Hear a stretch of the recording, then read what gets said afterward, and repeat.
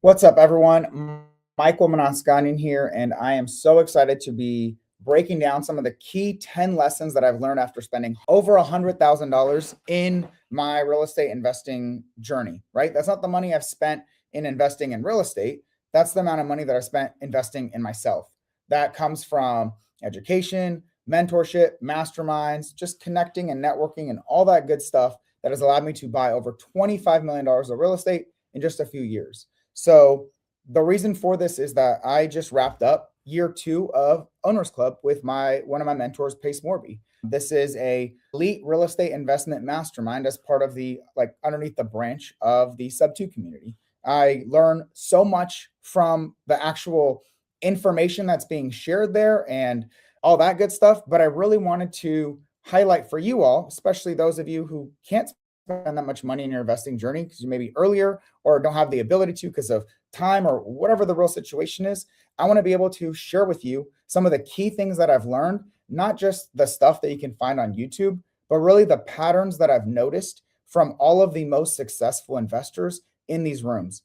And funny enough, some of the best lessons have actually come from not even the best investors, but seeing those that have been in it long enough not achieve the results that they want and what differentiates themselves from the people that are the best, the new ones that explode up, those that are consistently building, and those that feel like they're spinning their wheels constantly with little to no result. So I'm going to break down some of the 10 key lessons that I've been able to, basically identify throughout this entire period and see if I can help you out, at least unlock one of those, if not all of them, in your own investing journey. If you would like, drop a comment below and I'll give you the actual list of the 10 key lessons, or as always, you can find it. It will be posted in my free, formerly known as Wealth Through Real Estate community, but we are transitioning over to an even cooler, more intentional name because I'm not here just to help people on the back end build wealth through real estate, but also to help you on the front end develop your real estate freedom roadmap, right? I want to be able to help you and meet you where you are at because I've been helping people for years where they're at, right? Because I was just there just a couple years ago, whether you're completely brand new and don't know anything, so you're just you're learning stuff, but you don't know how to turn it into action. You don't know how to define the route that you should be going. You might have money, but don't have time. You might have time, but don't have money. You might have both of those and want to scale up. I can pretty much help you with every single one of those, right? And that's why the whole point isn't just building wealth through real estate, but it's the entire real estate freedom roadmap to meet you where you're at, where your skills are at, where your time and money's at, so that you can achieve the results that you want. So a lot of that is absolutely for free in that community. And I can show you all the free courses, tools, education. But if you've been following along, I don't get a bunch of random viewers. I get people who are repeat. And if you've been following, you already know what's in there. I already give you guys tons of free education tools and resources.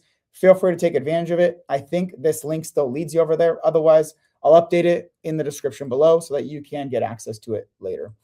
All right. So as I mentioned, I spent over $100,000 on my real estate education, mentorship, mastermind, and rooms like the one I just got back from Owners Club.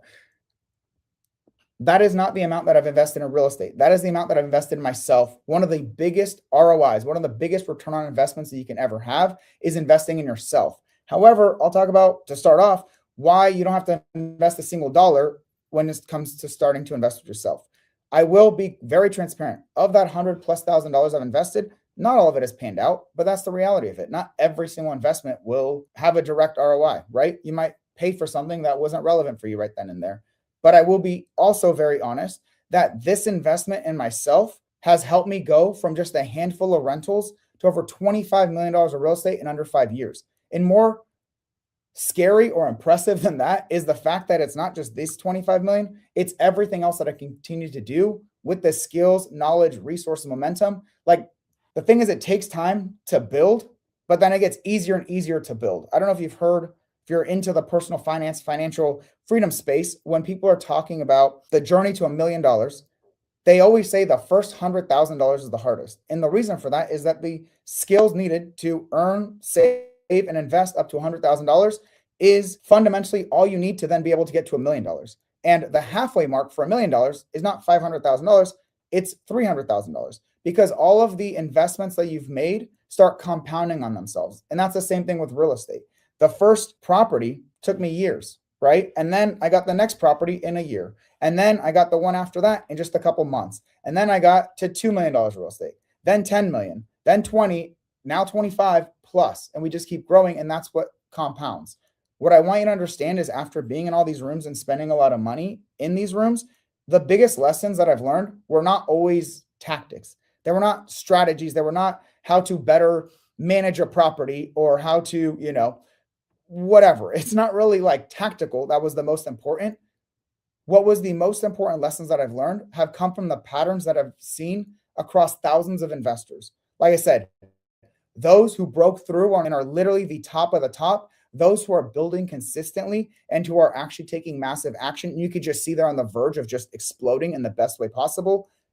And also those who stayed stuck, those that started their journey before me or right around the same time as me, but they barely made any real movement and progress. Like I said, today's goal is to help you unlock one, if not all 10 of these to apply into your business, to apply into your investing journey, to just help make the journey faster and easier for you. Because that's the whole point of all this stuff. All the kind messages that I get from you guys, the comments, all of this amazing like confirmation that you're getting value is all I can ask. It validates that my goal of trying to help who I was 8 years ago when I was starting out, 5 years ago as I was buying properties, and as I was scaling throughout my investing journey, it's really resonating with you guys and it's actually benefiting you guys. And if that's the case, give me a comment, give me a like if you want more of this stuff, subscribe, all that good stuff. But just let me know, because I'm doing this to help an earlier version of myself, which is a lot of you guys who are in your journey towards building massive wealth and freedom through real estate. So ironically enough, we're talking about how I've spent over $100,000 in investing in myself and education, all that. Well, we're going to start with layer one. We're going to remove all of the excuses. Lesson one is that free education works really well, especially early in your investment journey. You do not need to pay for any form of mentorship. I learned everything that I needed to buy my first real estate investment property without ever spending much more than, $50. I bought books. I listened to podcasts. I use free online tools and forums. There's free investment groups and communities. You can basically learn everything, like mostly everything that you need to successfully start in your real estate investing journey without ever spending a single dollar.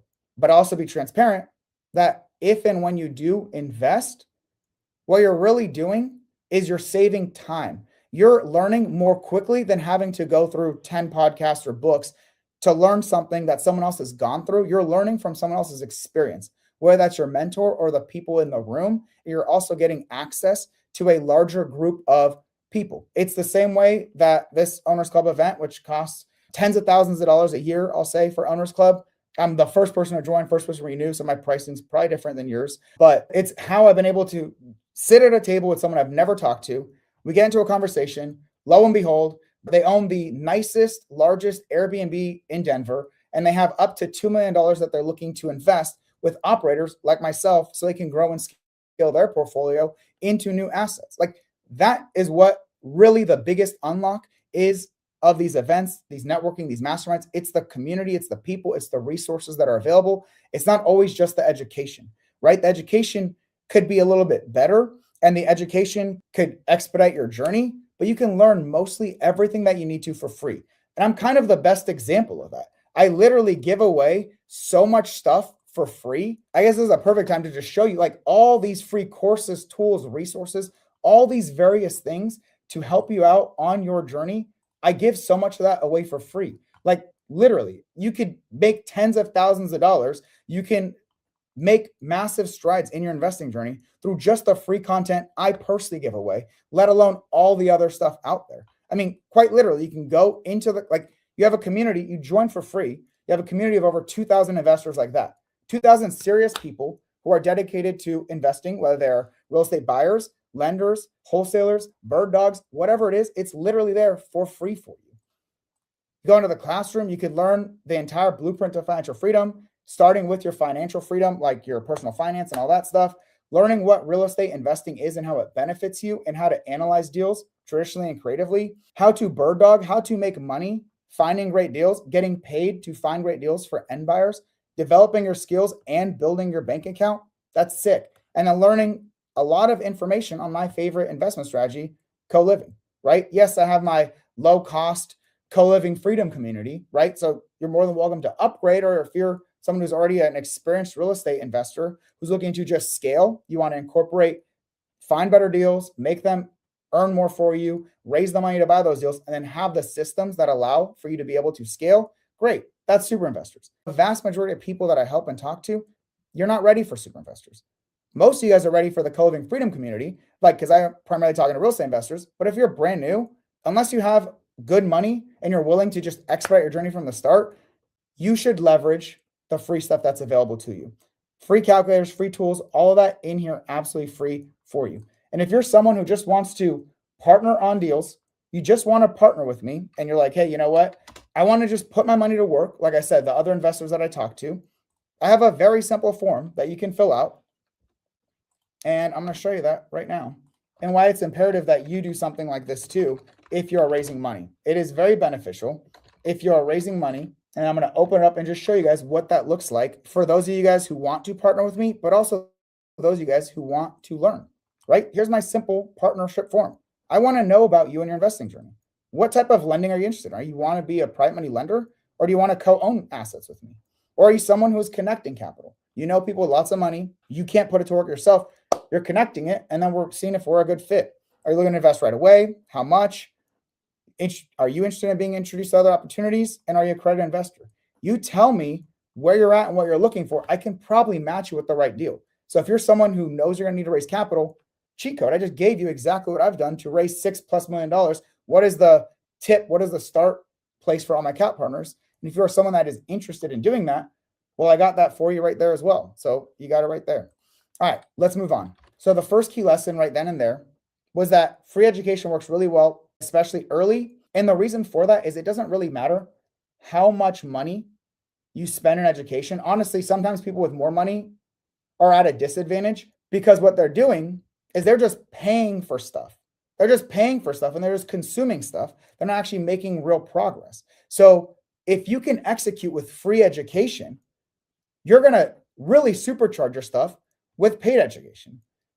If you don't execute with free or paid, none of it matters, right? And that's going to get into lesson 2. So lesson 1, free education works early. Paying for the right mentorship can expedite the journey for you, make it faster and make it easier for you. Lesson 2 is none of this works unless you do. There is no mentorship, no education, no tool, no resource, no course, no get rich quick scheme that will result in what you want. You will not be able to accomplish your goals unless you put in the work. Fundamentally, like full stop. If you are watching this and you think investing in education is like a vending machine, you put $5 in, you get $1,000 out, you are probably someone who unfortunately is not going to be successful in real estate until you change that mindset. You probably won't be successful in very many things unless you change that mindset.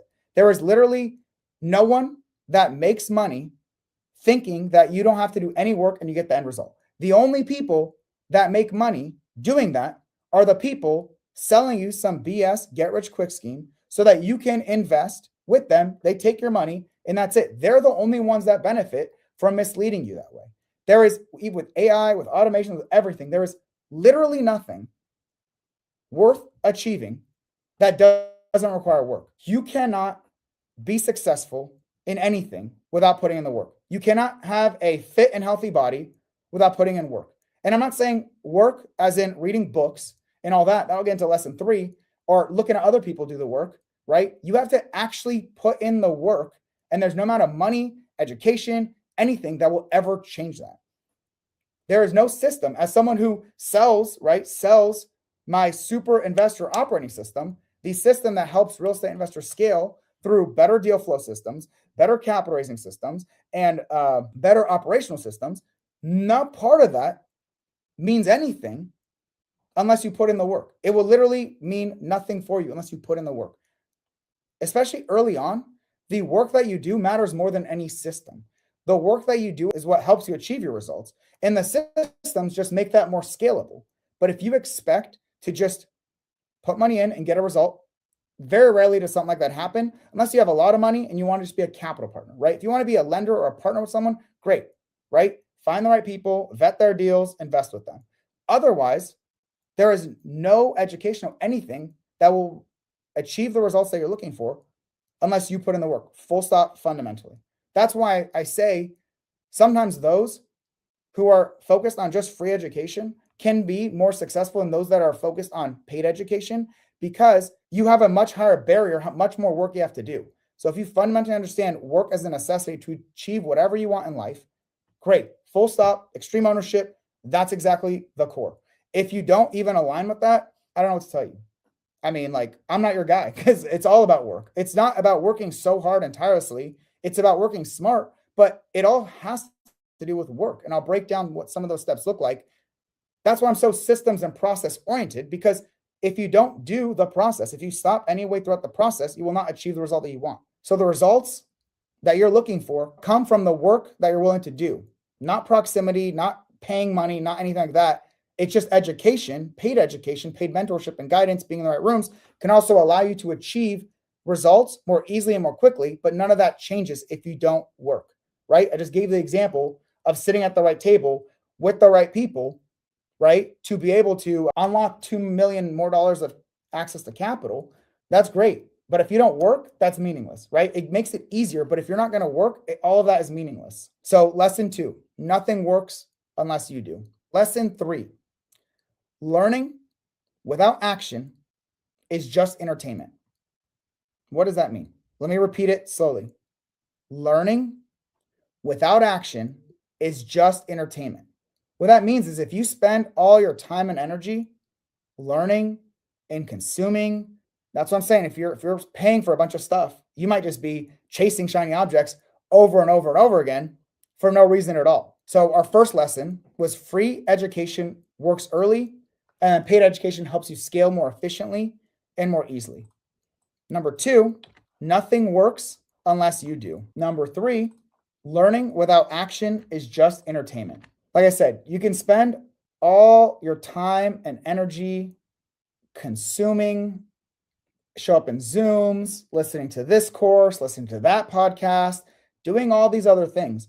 But unless you take what you are learning and actually do something with it, put it to work, honestly, you're just procrastinating. You're just entertaining yourself. It's cool because maybe you're not into like reality shows and Netflix or sports or whatever. This is your entertainment. It makes you feel productive. That's the worst part about it. It kind of makes you feel productive to show up in Zooms.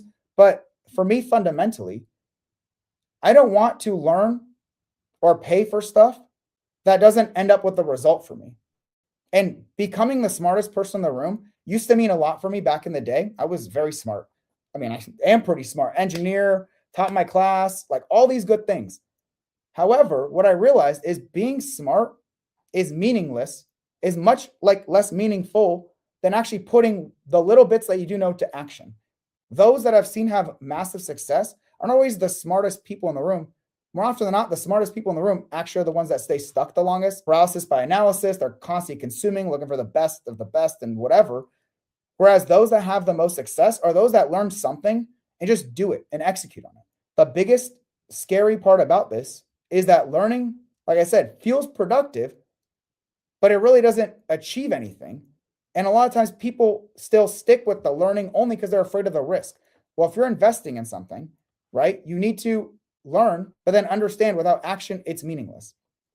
On the other end of the spectrum, equally or even more dangerous is blind action, right? So one side is you're just constantly learning and not putting to work. The other side is you're not learning anything and you're just taking massive action. In my opinion, neither of those are right. I hear a lot of people spotlight, just take action, just take action. I don't fully agree with that. I think intentional action and educated action is the right way because you're lowering your risk. But on the other end of the spectrum, people who are just constantly consuming, that doesn't do you any good if you're not putting it to work. So in my opinion, I've got a little bit of a rule that I will share as a rule of thumb for you all, depending on where you're at in your investing journey. Kind of have these ratios of learning to work. I say in the beginning, your early stages, when you're starting out and you're just learning something, or you've just started an investment strategy or whatever, I think you should be spending 5 hours learning and 1 hour of action. So you're more in the education phase. you are learning a lot more than the action that you're putting in, right? It's a 5 hours of learning, 5 hours of learning to 1 hour of action in the early stages. Then in your mid stages, as you've gotten more knowledge and you've taken some action and getting some results, especially if you want to really fast track the results, it should be more of a 1-to-1 ratio.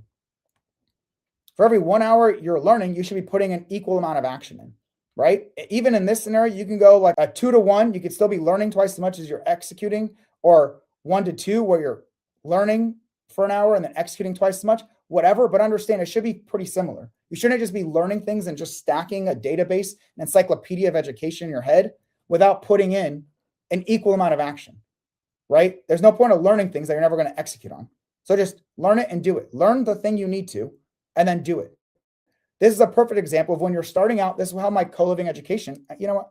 I'm just going to show you guys quite literally what's inside the paid community and why it's designed the way that it is. So, just so you guys can just see it if you want, just for the co-living. So you should spend those 5 hours starting out. Let's say you want to invest in co-living, developing your financial freedom mindset, deciding the strategy you're going to deep dive into, deciding the markets that you're going to invest in. And then that's 5 hours right there. Then you take an hour in choosing the market. Great. Then you're learning about the types of properties that you should be buying, right? Like, what types of properties are you looking for? How do you find and evaluate those properties, right? Bed, bath, you chose your market, neighborhoods, all these different things. And then you develop your acquisition strategy. How are you going to find and buy those deals? Great. You've learned that. Now go execute one of those acquisition strategies for the type of property and the type of market that you're looking for. Great. Now you're going to ideally find a deal to move forward with. So then you're now at this close to 1-to-1. This is how I'm going to renovate and furnish a property. Actually, I'd still say 5-to-1. You're going to learn what you should do, how you should find a co-living property, how you should renovate it and furnish it, because you should learn that in before you actually need it, right? And you should learn how to analyze co-living deals. And as I show here, right, whether it's general analysis, you're doing on-market traditional co-living deals, you're buying someone else's existing property, you're going creative finance, you're trying to compare traditional creative, whatever, you should build that up. It's kind of the final stage of your learning, the 5-to-1 ratio. Because at this point, you know what you're doing, you know what you're looking for, where you're looking, what types of properties you're looking for, you know how you're going to find them, you know you're going to renovate and furnish them, you know how to analyze those deals, right? So now you need to go find a property. Your time and effort is finding a property that makes sense for that, and then actually analyzing real deals as they come up. And at that point, when you actually put it under contract, that is when you need to start learning some of those other things, right? Okay, well, how do I do the proper due diligence, get the right inspector, get the right this? You could spend all day, every day trying to understand everything and figuring out before you need it, but can be a kind of a waste of time. Same with operations. People ask me all these little detailed questions about, okay, I don't have any co-living properties yet. I don't even know how to analyze them and any of that stuff, right? They don't say that. That's what we get to at the end. But they're asking me about, what house rules do I put in my co-living properties in the kitchen to ensure that people are not sharing utensils, like taking utensils over? I'm like, that's a great question when it's relevant for you. That's never going to matter for you unless you actually find and buy a deal. So it's good to keep learning things and ask me all the questions that you want. I'm happy to answer them.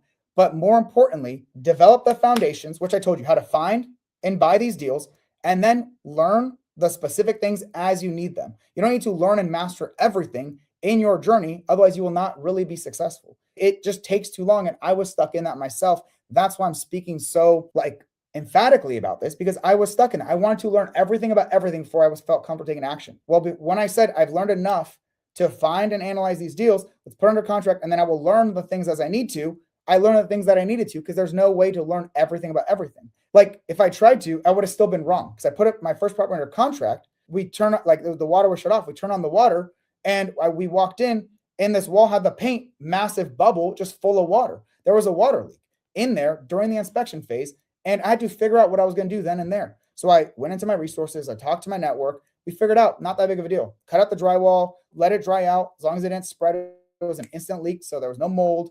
Fix the pipe, fix the drywall. Seller gave me credits to cover all the costs for that, as opposed to them just doing it. I said, I'll do it, and I want credits for it, right?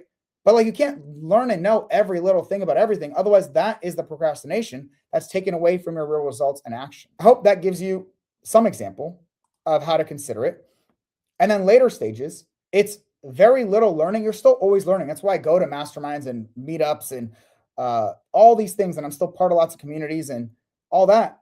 But for every hour that I spend learning, now I'm doing like 5 hours of execution. Execution takes the majority of my time because execution is actually one of the best ways to really learn, right? Because you can't learn especially from like the most successful investors, you can't like learn what you need to at a certain level just from other people. You can learn tidbits here and there, but it's really coming through practice, and execution at this point becomes the best possible learning. So the rule of thumb, starting out 5 hours of learning, 1 hour of action. In the middle stages, 1 hour of learning for 1 hour of action. Later stages, 1 hour of learning for 5 hours of action, right? That's kind of the flow you should think about. That's the balance that I recommend. Don't get stuck in just learning, and definitely don't take blind action, because I've seen the terrible side of that. People buying the wrong properties in the wrong markets, and they didn't do the bare minimum education. They just took blind action, especially if they had money, almost in a worse position, because now you're just buying something and you've derailed your whole path from the start. So have a good balance. If you want a simple structure, like I said, that's why I showed you the CoLiving one, and the way I teach is really designed for that. Learn the foundations, do enough to take action, and then learn while you're taking action, and then learn the little details through your action, right? That's why it's designed that way. And you just continue scaling at that point. So learn, then execute, and then execute while you're learning, right? That's kind of the simple way to think about it. Let's talk about number 4. Part 4, focused on direction and focus, is choose a strategy based on your life, right? Everyone wants to, a lot of people go in and they want to just copy what someone else is doing, or what the marketing is showing them, or what ad hit them at the right time, instead of starting with themselves first. You need to think through, why are you investing in the first place? Like, honestly, some people are very fine with working for the next 40 years and spending little to no time investing. They just earn a bunch of money, they save it, and they invest in the stock market. 40 years later, they'll be financially free, right? They can retire, right? That's the most passive way to do it, and it's the most common, that's educated. And honestly, most people can't do that either, right? Because it's the saving that's the hard part for people. Saving and then investing, and then not touching it for a long enough period of time. Well, in real estate, there's a lot more options, because that's not just this one core route, right? Like, that's kind of the core route in the stock market. That's what's primarily taught to people. Well, in real estate, you have to really think about, what are you doing all this for? Are you doing this to be wealthy 20 years down the line? Are you doing this to become financially free sooner? Are you doing this because you have a solid amount of extra time that you want to develop more active income? Are you doing this because you have a solid amount of money, you have less time, so you want to either like build your portfolio as a lender, as a co-owner, all these different things? What I mean to say is, you have to really think about, where are you at in your journey? Choose something that's in alignment with you. How much time do you have and want to dedicate to this? How much money are you starting off with? And on that money, not just how much you have in savings, but are you making more money than you spend each month? If you're not making more money than you spend each month, your number one priority should be active income. You should be figuring out a way to make more money, whether it's through your job, a second job, or through real estate, right? Bird dogging, perfect example. You need to just add an extra couple $1,000s a month. Maybe bird dogging is the right route for you. Or you say, hey, I don't really care about, like with bird dogging, you're developing the skill set of how to find great deals for buyers. Ideally, buyers that you want to be like in the future, because you're getting money, you're getting paid to learn how to find these deals for these people, and then eventually you buy those deals yourself. But if you want the highest active income route that is out there in the real estate space, the one that I most confidently feel is the most scalable, it's wholesaling cash deals to fix and flip investors. Even when I didn't want to be a fix and flip investor, I knew that there was much more money to be made bird dogging or wholesaling to fix and flip investors, because of the way that they get paid, right, in a shorter period of time. As opposed to real estate investors that buy and hold, you get paid over a long period of time. You can't justify 20, 30, 40, $50,000 paydays up front to someone bringing you deals. You can on fix and flip. So really think about, why are you doing this? Active income, or are you focused more on passive income? Are you trying to put in do you have a lot of time? Are you trying to put in a lot of time? Or are you trying to put your money to work, right? Think about those core things. And the issue is, if you just copy someone else, you'll fail. I see this more often than not, where people join like wholesaling and fix and flip communities, because that's what the marketing guided them towards. But they're people who they don't have a lot of time, and they make a ton of money.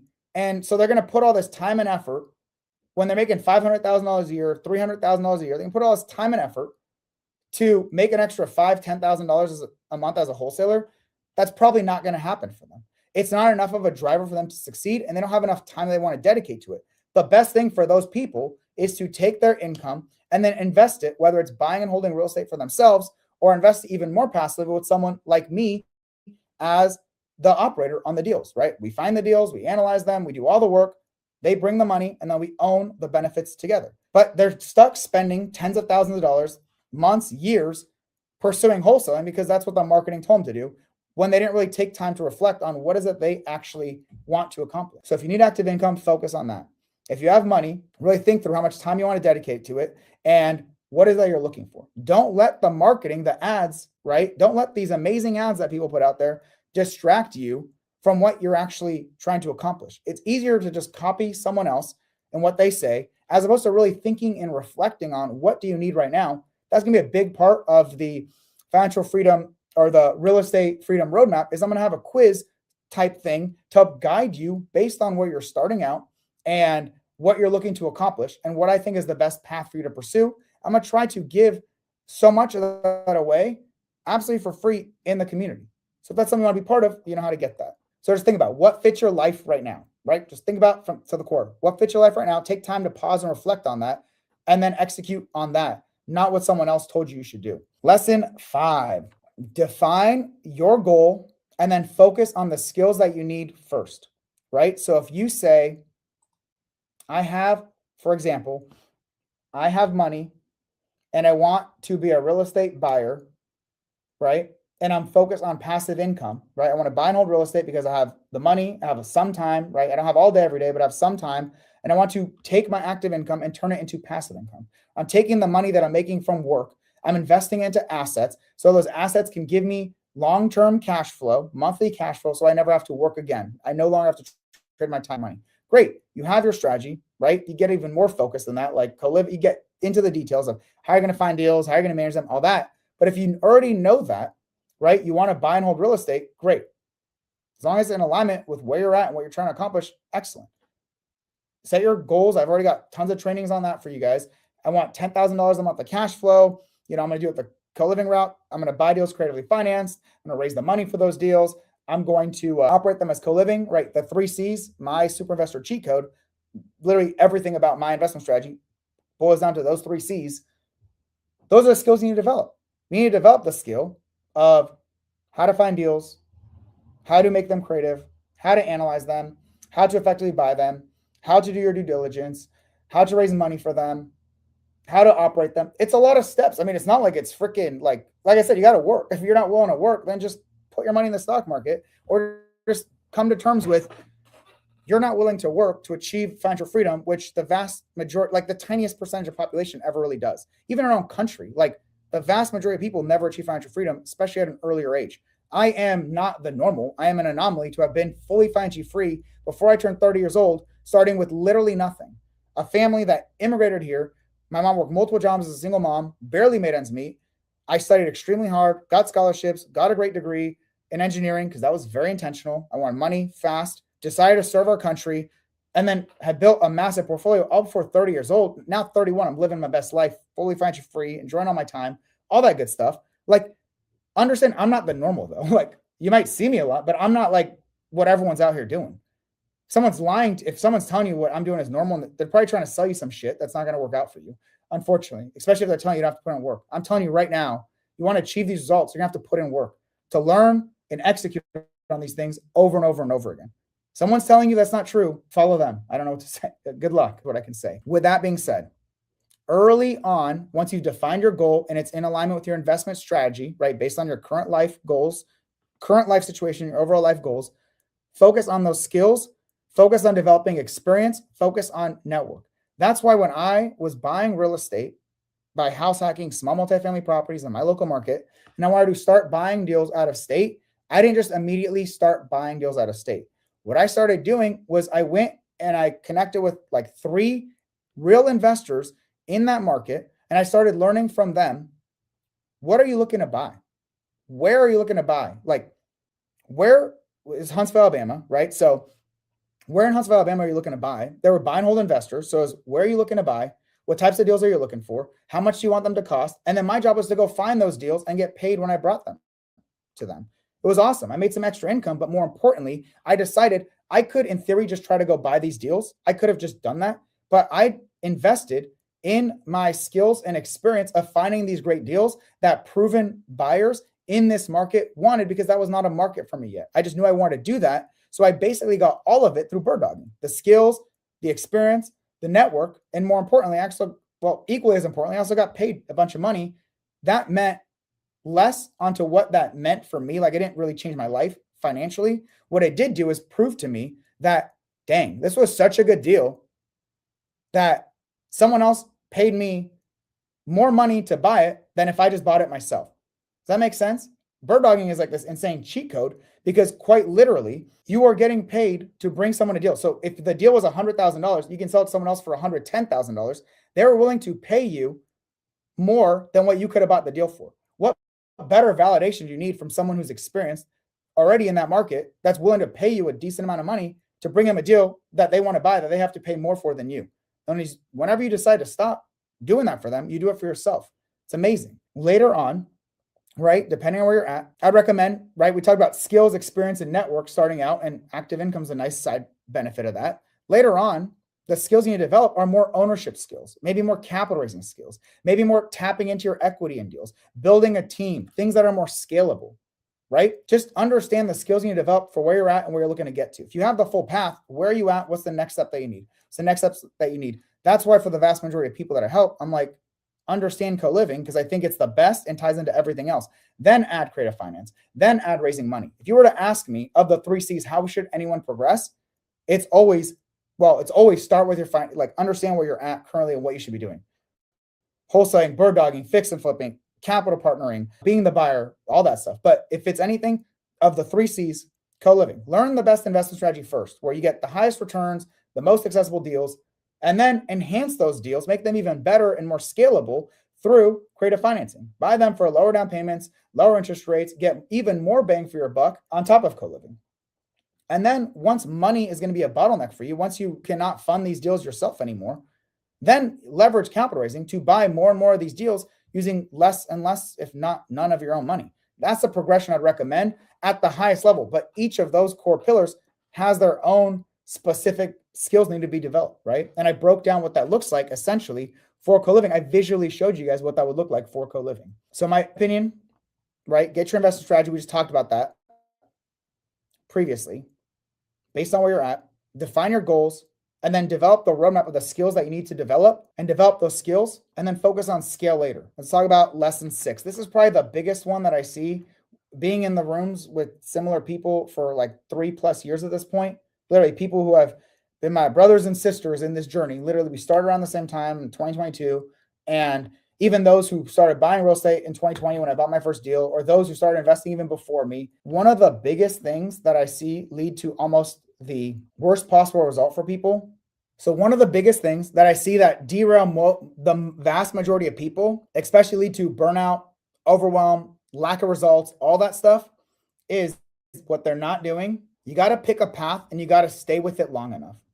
If you're putting all of this time and energy and effort into something, and then 3 months later, 1 month later, you reset to something completely different, that's completely derailing your momentum. One of the best benefits of any type of investing, especially real estate investing, where it's not just about like in the stock market, your money compounds on itself, right? It's beautiful because the money that you put in $100,000, next year it's $110,000. Your growth is from that $110,000. So it grows even faster. It grows even faster and faster and faster. Your money compounds on itself with time. That's the stock market. Well, with real estate, there's a lot more than that. Yes, that's part of it. Your cash flow, your appreciation, debt paid on, like everything improves with time. But the biggest cheat code is your skills are compounding on themselves. Your skills, your network, your resources available to you are compounding on themselves. But if this week you're focused on Section 8 and you're learning everything you can there, but you're not really taking action, and then next month or next quarter, you're focused on CoLiving, so you're restarting, now you're doing CoLiving, and then 3 months later, you pivot to RV parks, and then mobile home parks, and then large multifamily, and then small multifamily, and then you want to wholesale, then you want to fix it. All that shit is leading to 3 month burnout with no freaking results to show for it. The best thing you could possibly do is just stick with a path. And that's why I put this later, not in the beginning. Stick with the path that is in alignment with your current situation, the strategy that makes sense for your current situation and the goals that you want to achieve, and defining the skills that you need to develop over a long enough period of time, instead of developing one skill here, one skill there, one skill there. Like, that does not work. That does not work well, right? The vast majority of people who are constantly pivoting, it doesn't work. I will highlight that in the very beginning of your investing journey, it's different than what I just said. In the very beginning, you could either choose a path that makes a lot of sense for you, right? Just choose it and stick with it because it makes a lot of sense. That's my super investor cheat code, right? The 3 C's. I chose that. I really pivoted and went all in on that because of the fact that it made a lot of sense by the numbers, like financially, and accessibility of deals made a lot of sense. And I saw where the trend is going, and I've been able to capitalize on it and then massively grow in that space. One of the largest co-living operators out there right now, because I've stuck with this thing. But if I tried to pivot all the time, it'd be very difficult. But on the same note, 5 years ago, when I bought my first property, my goal was to house hack small multifamily in my local market using VA loans, FHA loans, and all that. So understand, as you develop more knowledge, you're obviously able to change your path. But if you're just constantly resetting and going back to zero in your momentum, that's going to kill all of your progress. That does not mean you have to stick to something forever, especially if it's not panning out for you or you learn something that's even more advantageous. But just constantly pivoting and pivoting and pivoting and pivoting results in little to no actual result. And I'm certain there's got to be plenty of you watching this live or later that totally understand what I'm talking about. When you're constantly pivoting, it happened to me when I was already joined the sub 2 community with 27 rentals, doing my stuff, raising some money on a small scale, doing some creative financing on a small scale. Well, I join and then I'm distracted by every challenge, every Zoom, every other amazing success everyone else is having, or, the people who are posting about it, the success they're having, because that's all you see is the good stuff, usually not the bad stuff. And then pursuing that and that, like that literally my progression was, all right, let's stay with cash wholesaling. All right, let's go to creative wholesaling. Okay, let's add large multifamily. Okay, RV parks might make sense. I had to really just reset and recalibrate and say, who am I? I'm fundamentally someone who cares about financial freedom and passive income. So that comes from buying and holding assets. So what's the best way for me to achieve my results that is scalable, accessible, and maximize my returns? That's literally where the 3 C's came from: co-living, capital raising, and creative finance, right? And they've just gotten better and better and better with all of those things. I'm not resetting, right? But the cool part later, when you get a lot of results and success in what you are doing, some of those skills translate really beautifully into bigger things. The same skills that have allowed me to build a massive, financially freeing co-living portfolio using none of my own money is also the same thing that is allowing me now to get into those multifamily that I wanted 3 years ago, get into those RV parks that I wanted, because I developed some of the most important skills like raising capital. And that is a skill that a lot of people need, even though they're good at finding and operating properties. They may not be as good as I am at raising money for those deals. So those skills can benefit you over the long term, but they cannot benefit you unless you dedicate yourself in the interim. If I just gave you some rule of thumb, right? Focus on committing to something that is in alignment with where you're at and what you're looking to accomplish for at least 6 months. If truly after 6 months, it's a waste of time and all that stuff, fine. You understood that and now move on. But if you're constantly chasing every shiny object, every freaking challenge, every Zoom, every mentor, every whatever, you're never going to have real results, right? And that doesn't mean you shouldn't pivot and cut losses early if you realize, wow, I paid for a wholesaling thing, but I should be buying and holding. I need to learn more about that. That's a fine, logical pivot. But I'm saying, if this thing made sense to you because of where you're at and what you're looking to accomplish, and you haven't learned anything substantially different that shows you there's a better way, then just at least commit to that thing and give it a try, because it might be what you needed, right? So don't fall into the sunk cost fallacy. If you already spent money and waste time and it's not panning out for you, or there truly is something better, fine. That makes sense to pivot. But otherwise, just commit to the thing. There's no perfect path at the end of the day. Just commit to the thing. Commit to something, build the skills, and get some real results from that. Because momentum only shows up after consistency.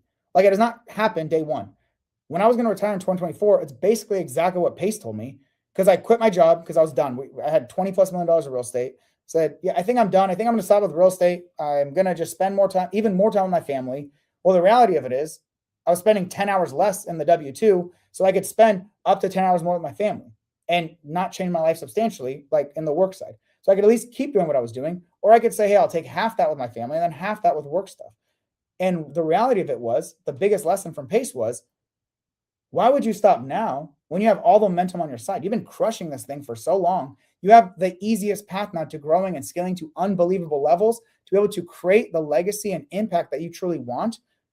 Why would you stop now? Don't trade all 10 hours that you got from the W-2 world into real estate, right? Balance it to what makes sense for you, but don't completely stop, because I have all the momentum. Everything is easier now. I'm more knowledgeable. I can find more deals. I have more relationships. I have more access to capital. I have like all these things that are compounded for the years that make this entire journey easier and easier. It's why with equally, if not less effort in 2025, I had insane results. In 2026, it's going to be even bigger. In 2027, it's going to be even bigger because I'm still doing the things fundamentally that are necessary for me to achieve my results. The next core thing we're going to focus on kind of is bucketed into what I think is execution and identity, right? So just to think about it real fast as a short recap, layer one was all about removing excuses. Free education works early. You can learn almost anything you need to through free stuff. Lesson two under there was nothing works unless you do. Lesson three, learning without action is just entertainment. The next layer of that is what I call direction and focus, right? Choosing what you're going to do. Lesson four was choose a strategy based on your life. Lesson five, define your goals and focus on skills first. Lesson six, pick one path and stay long enough. Lesson seven is where we start layer three, which is execution and identity. This one was a hard one for me. I think this one's a hard one for a lot of people. I understand why. Part of it is because some people take it to the extreme, and I think they're just being ridiculous and wasting your time for no reason. But the other part is we just have a lot of limiting beliefs. We're our own worst enemy, I guess, when it comes to this one. So lesson seven is adopt the identity before chasing tactics. So adopt the identity before chasing tactics. What does that really mean? It's almost impossible to be a successful real estate investor unless you believe you can be a successful real estate investor. You know the phrase, whether you say you can or say you can't, you're right, right? Whether you think you can or think you can't, you're right, right? Like if you don't believe it's possible for you, it's not going to happen. I could have told myself, and I had to do this every phase of the journey, and I've challenged us, I've fought with this one so many different times. In the last 5 years, my life has exploded in the best way possible. And just every year, it's new problems, new challenges, new identities I got to adopt, new things I got to believe, and bad, like self-limiting beliefs I have to destroy and overcome. And it's really hard to destroy parts of your life, especially what got you there is not always what's going to get you to the next level. So for example, even though my family was in poverty, barely made ends meet throughout the majority of my childhood, because of my mom and because of myself, I was so confident that I could be really smart and get scholarships, even though my family couldn't support me financially. I knew I could get the scholarships I needed to then get a successful career. At the time I was a doctor, but whatever, just go to school, get a successful career that would allow me to not have to work multiple jobs like my mom did to make equally, if not more money than she did, right? I had to believe that was possible because everything around me wasn't really showing that, right? There was the belief system that allowed me to put in the work, to study really hard. Even though everyone thought I was super smart, what they forgot or what they didn't see was all the damn work that went into being super smart. It was actually the most beautiful thing my wife ever told me, because she was the one who really saw it through a lot of, we've been together since high school and college. She's the one who really told me, like, most people think I'm really smart. And I'm not going to say that I'm not pretty smart, like I'm maybe a little bit more gifted. But the reality of it is they don't see how hard that I work, right? Like I am smart because I work incredibly hard, not because I'm just naturally gifted, I have photographic memory and all that stuff. Does that make sense? Hopefully that makes sense, that it was more of I'm not just naturally gifted. It was, I work really hard to be considered gifted in this thing. And that's the identity you guys need to adopt. If you want to be this thing, you got to act that way. Smart people, at least really smart people, not the ones who are like privileged, right? If you're privileged with photographic memory, if you're privileged, like you can have a belief of, I will be financially free. And I had that belief. There's no way before 30 years old, you become financially free unless you truly believe it's possible for you, even if you don't know how it's going to happen. And that's my whole journey. I didn't know how it was going to happen, but I was figuring it out as I went.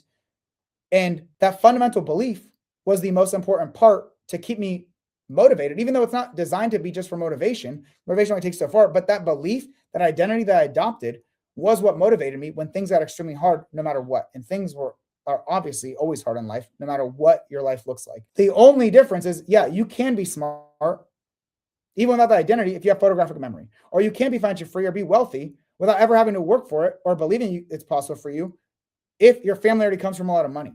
Well, the vast majority of you guys, you're not watching my YouTube video because you got a silver spoon, or like that's not why you're here right now. You know you have to work.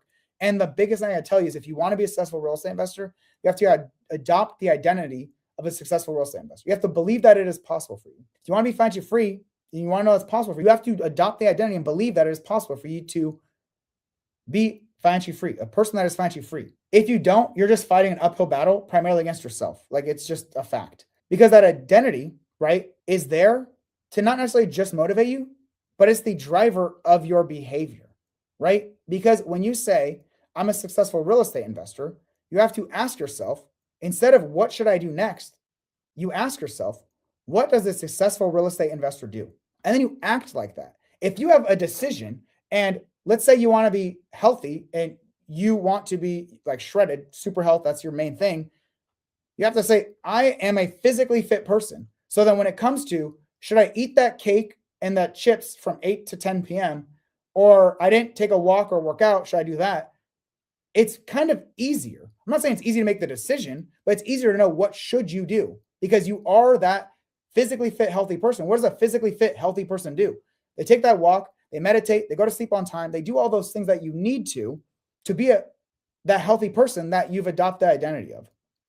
Same with real estate investing, right? You're going to learn when you ask yourself, should I be in this Zoom? Should I be in this Zoom? Should I be in all these random ass Zooms? Or should I put in the work that I need to, that I know exactly I should do? Should I go look for more deals? Should I analyze those deals? Should I make offers on those deals? What does a successful real estate investor do? Because if your identity is a successful real estate investor and you adopt that and you believe that, then it's easy for your behavior to match the identity, because it's easy to ask the right question and know how you should answer it as the person that is a successful real estate investor. This is so cringy now that I think about it. But a couple years ago, I used to think to myself, especially my first year on sub 2, WWPD. What would Pace do? What would Pace do in this situation? And funny enough, it wasn't about real estate investing or tactics or assets. I felt very good about that before, during, after sub 2, all that stuff. It was more so, is this the highest and best use of my time? Is this the thing I should be focusing all of my time and energy on? Or is this a lower leverage, lower dollar per hour task that I should offload, and I should focus on the bigger picture? I still struggle with that all the time, but that's what would Pace do for me? As someone is able to operate a lot of businesses, get a lot of success, but he's not doing all the operations for everything, and he's very highly leveraged and highly skilled. That's why I had to think about it. That's yours. What would a successful real estate investor do? If you want something about tactics, skills, work, what would Michael do? If that's, I don't care. I'm not trying to put myself in there, but if that helps you, or super investors like me, what would a super investor do, right? Whatever it is, whatever you need, just ask yourself and just make that decision, because you pretty much already know what you should do. You're just not believing that's possible for you. So you're not adopting identity. You're not allowing your behaviors to match your identity. Or maybe it is a discipline thing and you know what you should do and you just choose not to do it over and over again. And if that's you, then honestly, I had to tell myself this too early on. Just like move on. Like, you don't have to be financially free. You don't have to be a successful real estate investor. You don't have to do any of this shit. You don't have to like kill yourself and work really hard to achieve results that doesn't really drive you enough to put in the work and sacrifice in the short term for the long-term benefit. You don't have to do that. You can just enjoy that same time, money, and effort that you're spending towards mentorships and all these other things. Just enjoy your life with it. Go on an extra vacation with your family. Do all the cool stuff with that money and time. Don't waste it. And then when you know what you should do, you're not going to do it. That might be hard for some people to hear. And that's the reality of it. I think that is what differentiates the vast majority of people, is they know that it's going to suck and it's going to be boring, but they have to do it to achieve the results. I love when people tell me, man, you're just so lucky that you love analyzing deals. I don't even know how to verbalize how stupid that is. You think I like spreadsheets and I build them and all that stuff, but you think I truly like to sit there and analyze 100 investments, or bring in 100 investment opportunities, analyze 25% of them that somewhat fit my buy box, and then make offers on the 5 that will be the ones, like if we're putting offers on 5, maybe the 1 to 3 that will end up buying?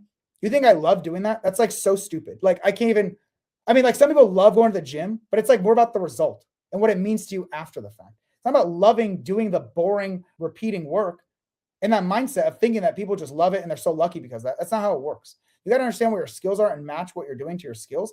But at the same time, you have to understand the boring, repeated work is what ends up with the results, that will give you the life that you love. It's not about loving every aspect of the work that you do. It's about loving yourself enough to adopt the identity and execute on the result that you truly want to execute on and pursue. I hope that makes sense. So the first part of execution identity, right? Lesson 7, adopt the identity before chasing tactics. I'll say on the extreme end, and I'll keep this very short, very short. If someone's telling you to visualize for an hour, 2 hours, 3 hours, I mean, shit, I don't know. Maybe that works for them. I think that time is better spent just like working on the thing that you should do and just briefly adopting the identity, saying you want this thing, committing to it, and then just do the damn thing that you should do, not spend an extra 3 hours every day visualizing the life of your dreams and feeling it. And who gives a shit? That's almost another form of procrastination. Just do the damn work. Review find deals, analyze them, and make offers if you want to buy real estate. You don't need to visualize that shit. Just do the thing. If you're missing a skill, invest your time and energy to learning that skill and then execute on that damn skill. Don't sit there visualizing all damn day. That's crazy. It's such a waste of time. I don't even understand. I mean, I can't, maybe there's a niche case where it makes sense. People I'm talking to, it's a system. It's a process. You do the damn process. Once you visualize it one time, how many times do you need to visualize this damn thing? Just do the work that you need to do. And if you're feeling unmotivated, put yourself in rooms of other people who are doing it or at a higher level than you or at the same level as you. Or even worse, see the people who are not achieving the results that they want and commit to not being one of those damn people, because that sucks. Like I said, don't avoid the work, do the thing. Adopt the identity, because the identity is what drives your behavior. And then it's very simple to ask that identity, your identity, the right question. And the answer is so obvious. The answer is so obvious. Should you be checking your damn emails or should you be looking at that deal? What do you think? If I got to tell you that, then maybe it's not, maybe real estate's a little complicated for you. I don't, tell people real estate's great as an engineer because real estate investing is not engineering. The math is pretty easy. But if that's too hard for you to figure out what should you be doing, that, maybe it is a little difficult. Let's move on to lesson 8. The next part of this, master the fundamentals through repetition. This ties into everything I just talked about. Obviously I built this list. It's my list, right? So this all ties into each other.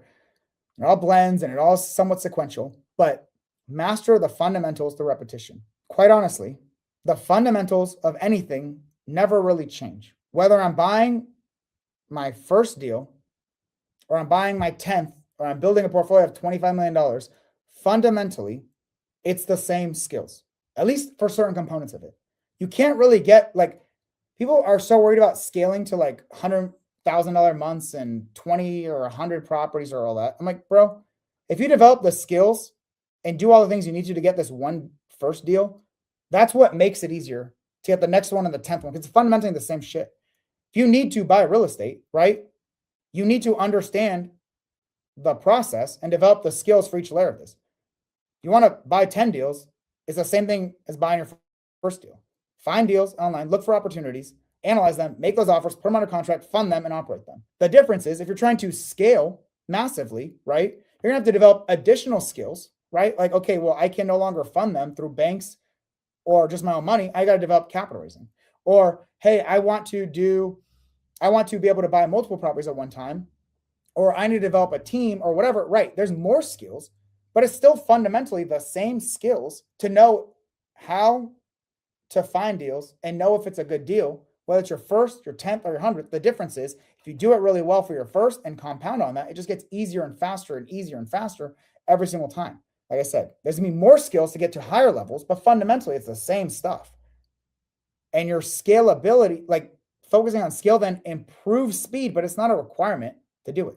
So focus on the skills they need to develop and understand that it's gonna be boring, it's gonna be repeatable, it is what it is. But you don't get better by just learning more. You get better by doing the same work better. Does that make sense? That's been my entire journey. I understood the very simple roadmap. I've given you guys hours of this training on what the process looks like, the full process and the 3 core pillars. Here's the process. Do the process. If you're missing something, learn more about it. And then you expand on that to then scale. But fundamentally, starting out, it's all the same stuff. Now we're going to talk about the final layer, which in my opinion is mindset in the end game. It's a different form of mindset. It's the mindset it's the mindset around the end game of all of this stuff. So layer 4, mindset and end game. Lesson 9 is you do not need to have your mentor's goals. What does that mean? Right? A lot of you guys watching this are probably thinking, I don't really need $25 million of real estate. I don't need 25 plus $1,000 of cash flow or hundreds of thousands of dollars a month, definitely a year, built wealth building for you. The vast majority of people that I talk to, and this is going to come into lesson 10, but the vast majority are not really reflecting on what they want and what the life of their dreams look like and what it's going to cost to achieve that. They're just focused on what their mentor is doing. If you're like me, that was my biggest struggle. I always focused at the cream of the crop, and I was dissatisfied unless I was achieving what they were able to accomplish. And the messed up part about that is, well, they might be in chapter 20 of their journey where they've compounded these skills and knowledge and resources and all that. And I'm just at chapter 3, but I'm comparing their $100 million goal for the year to make that my goal. And the worst part about that, especially if you have results, is you get stuck so much in the gap. I'm focused on, hey, I just bought in 2023 $10 million of real estate using none of my own money, and it's cash flowing me $10 plus thousand a month. I was so focused though and dissatisfied with that result because I was stuck in the gap of, hey, I'm $90 million short of what was able to accomplish by literally the top person at the top, or even other people, right? The other leaders who are doing 50 million or a hotel or a this or a that, right? Comparison is like the thief of all joy, right? That's the phrase. And comparison, it puts unnecessary pressure on you and it forces you to live in the gap and not the gain of all that you've been able to accomplish. So instead of thinking of the 90 million that I was short of, instead of being grateful for the 10 million, for me at that point, that's what I should have been focused on. I shouldn't have been so stressed out and the way that I was and feeling like I did not accomplish enough. And for a lot of you guys, you're hearing this, you're like, $10 million in a year, Michael, what the hell? I'd be happy to get $1 million. I'd be happy to get my first property. Exactly. Don't compare yourself to me because I'm years potentially, or at least a lot more experience and effort beyond where you're at. Focus on what I've been talking about. Choose your strategy that aligns with where you're at. Identify your goals. Identify the roadmap to those goals. And then to either develop the skills or put in the work needed to make progress. This one is so huge because this is one of the biggest things that I see people struggle with and why they're constantly pursuing and chasing all these other things. They never take enough time to reflect on what is it they want, right? What is the ideal life that they want and how much is it going to cost them to get there? And if they decide to change their mind and they think it's $10,000 a month and they achieve that, like I did, and then you decide, well, maybe let's do 15 or 20 or plus or whatever, you're allowed to change that, but at least base it on what is realistic and reality for you. Otherwise, you're going to spend more time being upset. Like, it's so hard to do any of this stuff in the first place. Like I said, a tiny percent of the population ever does. But it's so much harder when you're stressed out, feeling inadequate, comparing yourself to others who are 15 chapters ahead of you, compare yourself to people who maybe started with more money, started with more skills, started with more whatever, right? Like, it is so difficult. The vast majority of people I talk to, like, I had to do this. I had to reflect and realize my mentor, right, is on the path to billionaire status. Do I want to be a billionaire? Will that change my life? I don't give a fuck about being a billionaire. Why would I care about being a billionaire? My lifestyle costs me less than $10,000 a month, right? And we already have more than we need. And I tell people, I'm 31 years old. So if in 5 years I decide I want to be a billionaire, well, fuck it. I'll be a billionaire and I'll work towards that in 5 years from now. But right now, I'm not going to work so hard on becoming a billionaire, which does not change my life, when in reality, it's going to come at the cost of things that really do matter to me. Spending the time with my family, enjoying the fruits of my labor, and just enjoying the journey, and just being okay with accomplishing 70% of my potential in my career-wise, if it means I get to be 100% of my potential in the things that matter to me most. My family, right? Maybe 70%, like 100% for my family, 70% for health, 70% to 50% for work. I'm cool with that trade-off because in 10 years from now, I guarantee you, I will never regret the amount of time I spent with my family relative to the amount of money I could have made. Because in 10 years from now, I would be willing to give up every single fucking dollar to get years back with my kids when they're 20 months and 6 weeks old to enjoy this journey. When I'm sitting there with my baby and we're spending an hour and a half and I stop no matter what I'm doing in the morning, I don't care if it's for my health, for whatever the hell it is. When I stop all that shit, and go get my baby when she's awake. Go get little baby Mila when she's awake. Walk into the room with a smile, not stress. Walk into the room with a smile. We talk for a little bit. We slowly play. We slowly wake up. Go brush our teeth together, right? Go brush our teeth and all that stuff. Go slowly, like just slowly start our day. Drink our drink my coffee. Drinks her little warm milk. It's her coffee. She eats her little protein pancakes and my meal preps. I eat my little protein egg bites that we meal prep. Like, I will never regret those moments 10 years from now. But I will regret trading that shit off, missing out key moments to make more money that means nothing to my life. If my life fundamentally required me to make $100,000 a month to be happy, well, I don't know. That's cool. Like, I can't even fathom. I don't even know what I would do with that. I already have everything I want. And I know this comes from a place of privilege, but the privilege came from a place of working extremely hard. The privilege doesn't just, like, I wasn't given the privilege. I work for the privilege. And I have the privilege to choose how my life operates. If you can't spend an hour and a half with your child because you have to work and develop active income, I get that shit. I'm not mad at you. I'm saying when it's a choice and you're choosing to pursue things that are way higher, just make sure it's the right choice. Because I was talking to one of my other mentors, Jerry Norton, the other day. He clearly said, you could only be 100% in one of these real areas. Some people will tell you can do all of it, and maybe you can if you're superhuman. Pace, maybe of all people can, because he's a superhuman robot that functions with less sleep and is just so good at compartmentalizing and executing. I don't think I can do that, right? And I'd rather, if I'm going to make a mistake, I'd rather do less in the work and career side and not make those mistakes with my family, the thing that matters more to me. And so for all you guys who reach out to me individually, I'm sorry, I do all this shit for you guys and group-wise and provide all these free courses and all that, literally intentionally to help as many of you guys as possible, but within the constraints of the life that I want to live with my family. Because for me, what do? Slow mornings with my family. I work for a couple hours on the things I really enjoy. We go take a walk in the morning, a walk in the afternoon, enjoy healthy, good foods, whether we're buying it or cooking it. I like to watch sports. I like to barbecue. Is it an inefficient use of time? I don't give a fuck if I like to do that. Life isn't designed to be a robot and hyper optimize towards career and financial success or even impact success. I'm driven a lot by helping you guys. Right? That's why I love when you guys give me feedback. There's nothing more warming to my heart than helping someone make $10,000 that changes their life, or they apply one principle that just changes their entire trajectory. I love that stuff. But my desire to impact you all, quite honestly, is not more important than my desire to have an impact and be the best father and husband that I possibly can be. This does not come from me being this way forever. This comes from me doing the exact opposite for the middle part of my journey, because I was so hyper focused on finances, even after I was financially free, because that's what my mentors were doing. That's what they were doing. They had families, they had beautiful families. They're so focused on growing and scaling. And I don't know what their goals were and why they need that, but that's what their goals are. Doesn't have to be my goals. There's nothing wrong with that. Like I said, if you want to spend $100,000 a month, you need fancy cars, you know, these toys, great. I want that for you. Like if you want the super yacht at some point, I want that for you if that's what you want. For me, money at this point is materially has no impact. We have the house that we love, at least for now.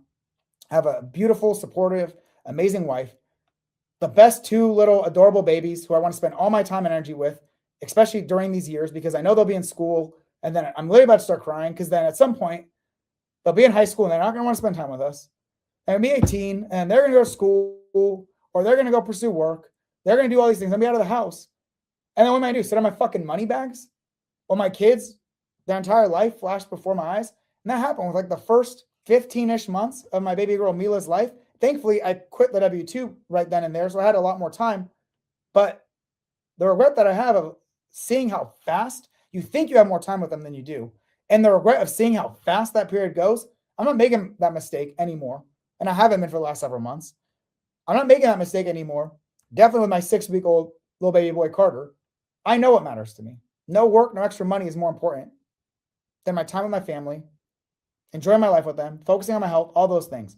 I'll still make money. I'll still continue to work. My biggest addiction is work. So it's very easy for me to work all day, every day. Maybe that's my biggest cheat code, my biggest privilege compared to, I genuinely have no problem working. I will work for a long time. And it's my biggest vice, I guess we'll say. It's my alcoholism. It's my gambling. I don't know, whatever. At least that's what makes me money. But for the life that I want and the things that I care about, it's a massive detriment. So I have to just remind myself, it's all about balance, right? I'm not saying I could spend all day, every day with my family either. My wife already knows I am the best father and husband when I'm not with my family all day, every day, because I cannot compartmentalize as well. I need to still work. I get these things done so then I can be the best father. And when I'm filling up my magic, like filling up my cup, my family, that also makes me the best worker and gives me the most enjoyment in life overall. So if you're ever feeling like, oh, I should push for these other people's goals, don't feel that way.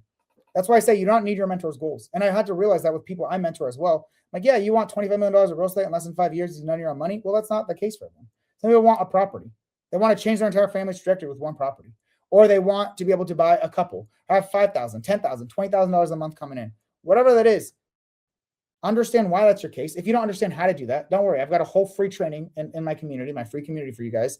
So it was part of my Super Investors paid mentorship. I just give it all to everyone for free because I think it's so fundamental for everyone, regardless if real estate or whatever is your path. You should understand your budget and your financial freedom path, right? And what your goals are, and tether your goals to what you actually need to live the life of your dreams, right? The whole point is to build the life that you want and then save and invest your way there.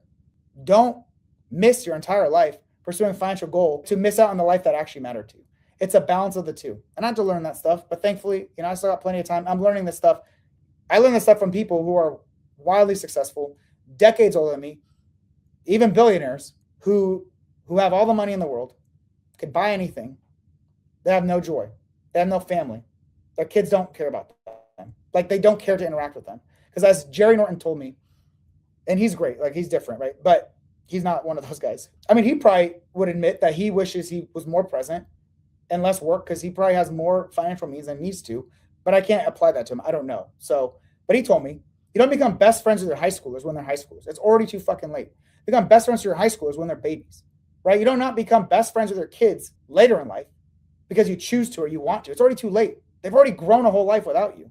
You do that early on. And I know not everyone has that ability to do that. My mom could not have done that. She had to work multiple jobs, just barely make ends meet. That was more important. And a lot of you guys are dealing with that. You have to work to be able to do this. But at a certain point, right, this was the mindset, especially around the end game and financial freedom, you have to really evaluate and think about what you want and then how much you're willing to sacrifice of that on the journey. And then when you get to your goals, is it worth pushing for 100% more when it comes to the cost of the things that you truly say you care about? And it's hard. I struggle with it every day. I got all the books and therapy and all that to figure this out. It's a hard thing. It's a better problem to have than, not having enough money and struggling. Absolutely. But in the future, in 10 years from now, if I did not have the life with my kids that I wanted to, it's all my fault because I had a choice. That's almost worse when you have the choice than when you're forced into that. And that's the best part. Do not compare yourself to other people, to your mentors and all that. Do not compare yourself for the sake of, I need the same goals that they have. Use that as the possibility of what you can accomplish, but not the obligation what you need to pursue or be down on yourself. That's the biggest way to have no result, is to just be so down on yourself, you destroy yourself mentally. Like I said, just because it's possible doesn't mean it's required. And more importantly, just as importantly, make sure that what you're pursuing is actually in alignment with the life that you want. Please make sure that's the case. That's one of the biggest advice I give as someone who's gone through this journey, right? Maybe I'm talking to you and it's like, hey, nice for you to say. I get it. But I made a lot of sacrifice and there's a lot of regrets. And I get to learn from people with decades of experience on what they would do differently. Or, well, some people have too much pride and they'll never admit it, but you can see it in their life. And I feel terrible. But if that's the life they want, for me, I would feel terrible in that situation. That's the life that they want, great. Enjoy your super yacht by yourself or with, 6-year-old people with 20-year-old supermodels on a super yacht. Like, if that's what you want, good. Like, I don't fucking know. That is not the life I care for. I love my family. I love the intimate quality time we spend together. That matters to me more than anything else. That's the life I want. It does not have to be the life that you want. Go, if you want a fancy watch or car, do that. I don't care about watches. I have a Honda Civic and a Toyota RAV4. Those are my fancy vehicles. All right. And the last one ties into all this. And this is really, like I said, the mindset around the end game. So important right here. Time is the real currency. That is the ultimate currency. That's why I've thought about all this stuff. I do not pursue financial freedom. I do not pursue passive income and financial freedom for the sake of having a bunch of money to be able to buy a bunch of random toys and shiny objects and all that stuff. It does not give me any joy to just buy random miscellaneous things or to just go travel nonstop and all that. Just, if that's you, that's fine. Just understand why you're doing this. For me, time is the real currency. Time is more important than anything else. Money matters. It's almost the most important thing when you're struggling or until you have your bills paid and all that stuff. Like, money is a necessity. Money is important, but the ultimate thing, the financial freedom, my why behind everything, was to be able to enjoy, not provide the same life that I had to live as a child. Because it's pretty sad. And I'm grateful for my mom for how much she had to work to be able to make all this possible. And in theory, I would love to say, well, I wish she was able to spend more time with us and work less, but that's stupid to say if that means we're going to live on the streets and not have food, right? That's the reality of it. And I get that. But I did all this so that my kids, I could be as present and intentional with them as possible, especially in their earliest ages, the most formative ages. And they're so cute and they like you're their superhero and they love you and they just always happen to see like, God, it's like, why would I like, that's why I did all this. And that's why I don't care about growing my financial freedom anymore. Like I'm growing, I'm buying multiple properties. I just got to the point of our systems are good. I have teams of people. I pay them good salaries. Like we're good. We're growing and all that. Could I push for 10x? Sure. I'm not Grant Cardone. I don't give a shit. Like I know what I care about and I get to live that life. And that was my biggest turmoil was when I had the financial freedom. I was not spending my time. I did not put my damn money literally where my mouth was for the whole time up until that point. So either I didn't care about that, which is fine to admit where I was fake. I was lying to myself. That is what I really cared about. Or I was so used to being one way that got me to achieve my goals. But now it was time to shift and learn and be a different person.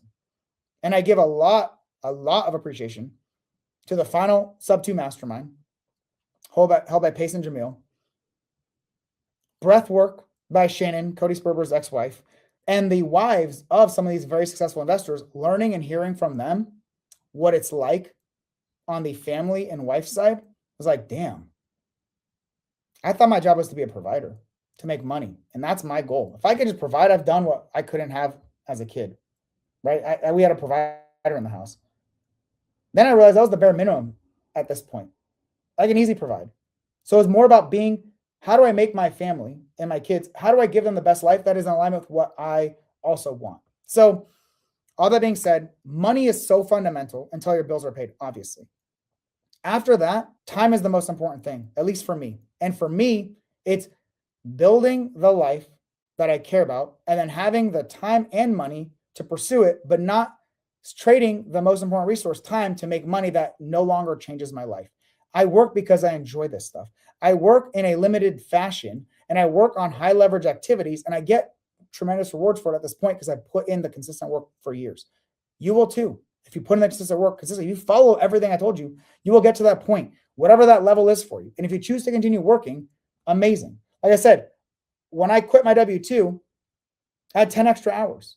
I spent the majority of that with my family and then add a little bit more to my real estate. And I was already doing 2 hours of real estate. So I went from 2 hours to temporarily going to 8 hours in real estate and then going from the rest of the family and then adding that extra, couple hours, 4 hours extra with family. And then now I work fundamentally, especially the 2026 goal. It's not that I'm always perfect on this. Like I said, I'm a workaholic. Achieve the same, if not more results while working less than 4 hours a day during the weekdays and enjoying my weekends with my family.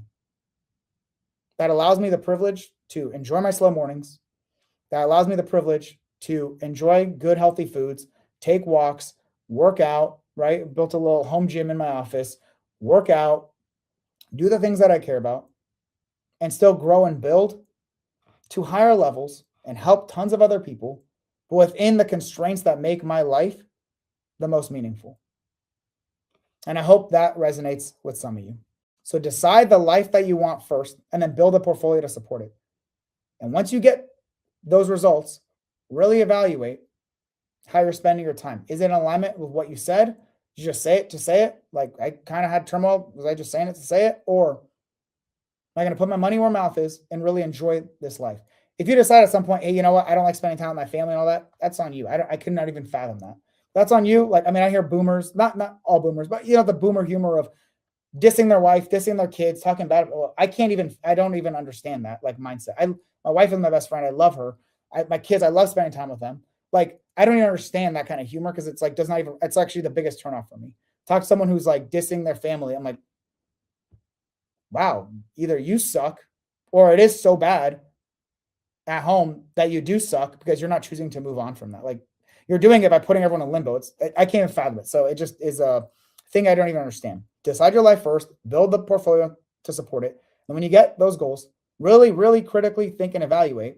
It's all right to change your mind. Critically think and evaluate what is it that you want to do now, especially when money is no longer a question. So with all that, If you feel stuck, if you feel overwhelmed, or you're unsure what to focus on, it's more than likely not because you're missing tactics. Like I said, I spent hundreds of thousands of dollars to be in these rooms. I've learned tactics. I've done all those things. I got you. But the biggest lessons have come from looking at others in the rooms, the most successful, those that are just starting out, asking the right questions, that have good progress, those are consistently building and exploding in the best way possible. And realizing those that are the most successful usually have a lot of clarity, have adopted the right identity, and know that it's ultimately up to them to execute. That's what I work on. That's what I help people with. That is why our community is pivoting, the free one, to becoming the real estate freedom roadmap, because building wealth and buying and holding assets is not relevant to the vast majority of people, or, that's part of it. That's a big part of what I help. And I have plenty of ways to help you do that. But I got to meet you where you're at, right? I can't impose my tactics for what helped me build a massive portfolio on everyone. That doesn't work for everyone. I want to help you where you're at. I want to help you with what you're struggling with, because a lot of that is the same stuff I was struggling with over the last couple of years. So with that, take anything away from all this, be clear on your goals, and do the work that actually moves the needle, especially once you've adopted the identity of what you want to do.